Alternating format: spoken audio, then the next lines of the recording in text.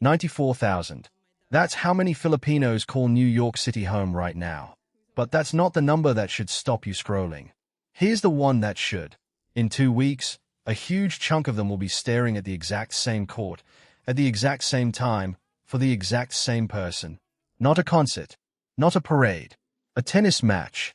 Alex Eala is walking into the US Open, and something is building around her that no Grand Slam has prepared for, not for a player ranked 18th in the world, not for someone without a single major title. New York has never seen this combination, a massive immigrant community packed into one borough, and an athlete who has become the center of gravity for all of them, arriving there the moment the biggest tournament in American tennis begins. I won't tell you what that means yet, not before 3 other cities. Washington, Toronto, Cincinnati. 3 warning signs, each louder than the last. Once you see the pattern, you'll understand why people keep reaching for the word explode, and why that word might be underselling it. A year ago, Eala was ranked 53rd in the world, not exactly a name stopping conversations. Today she sits at 18, and she got there fast.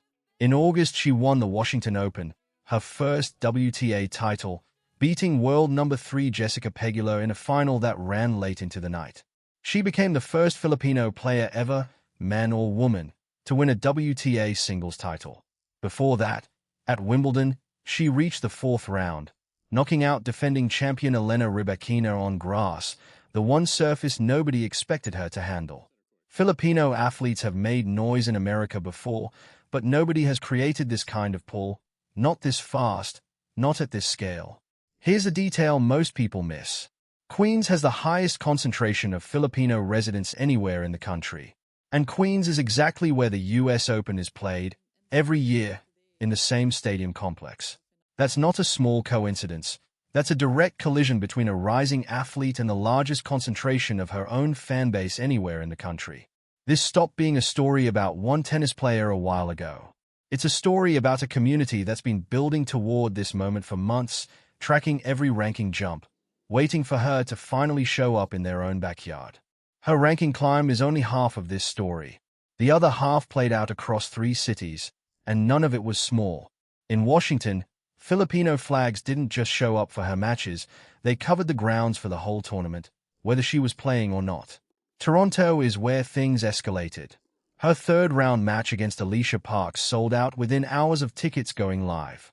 One food vendor inside the arena changed its menu that week because the wave of Filipino fans created demand nobody had planned for. A vendor changed what it sells because of one athlete's fan base, in a city with a fraction of New York's Filipino population. So what happens where that population is roughly 10 times larger? Cincinnati answered that question loudly. A former pro courtside for the tournament said Eala's presence pushed ticket prices up across the entire event, not just her matches. He described thousands of Philippine flags, more than he'd ever witnessed there, and fans staying until the final point of every session, night after night, past midnight. Anyone can buy a ticket.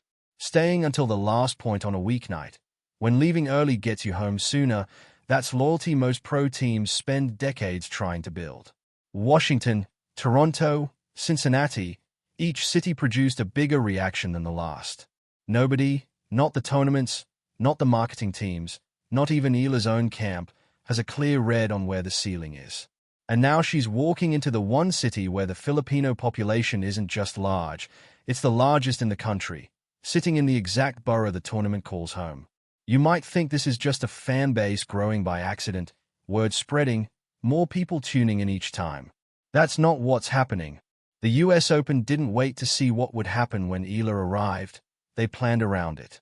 Before the tournament starts, they placed her inside an exhibition called Stars of the Open on Arthur Ashe Stadium alongside the sport's next generation, players like Joao Fonseca and Lerna Tien. Separately, they gave her a wild card into the mixed doubles draw, paired with Felix Auger-Aliassime. Neither event had anything to do with her singles ranking, neither was required. Both were choices the tournament made on its own.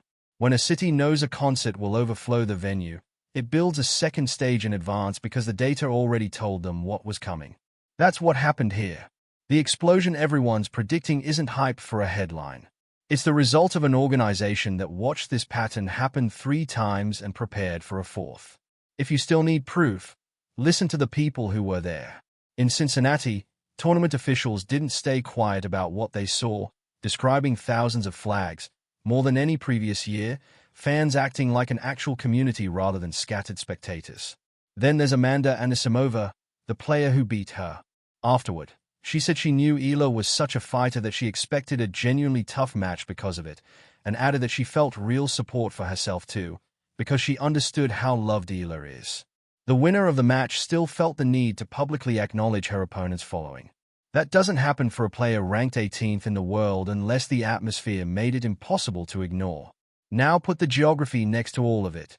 Every moment, the sellouts in Toronto, the rising prices in Cincinnati, the flags in Washington, happened in cities where the Filipino population is a fraction of New York's. 94,000 people live in Queens alone, right where this tournament unfolds. That's not comparable to any other stop on the tour. That's the largest crowd Eala has ever played in front of, by a wide margin. So here's the answer. New York isn't about to explode because of hype or because a headline needed a dramatic word.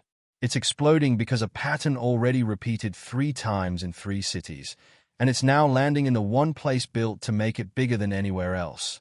For Eala, this means walking into the US Open carrying something no Filipino tennis player has carried into a Grand Slam before, not just a ranking, not just a first title, an entire community. That's an extraordinary amount of energy behind one 21-year-old, an energy like that cuts both ways. It can lift a player above anything she's shown all year. It can also become a weight, on top of a stretch that already pushed her through Washington, Toronto, Cincinnati, an exhibition, and a doubles draw, all in a matter of weeks. Nobody knows yet which version plays out. Not the tournament, not her team, not the 94,000 people getting ready to fill those stands. What we do know is the pattern has never once shrunk, it only grew, and it's about to meet the largest crowd it's ever had access to. This might be the loudest 2 weeks Filipino tennis has ever had in the United States.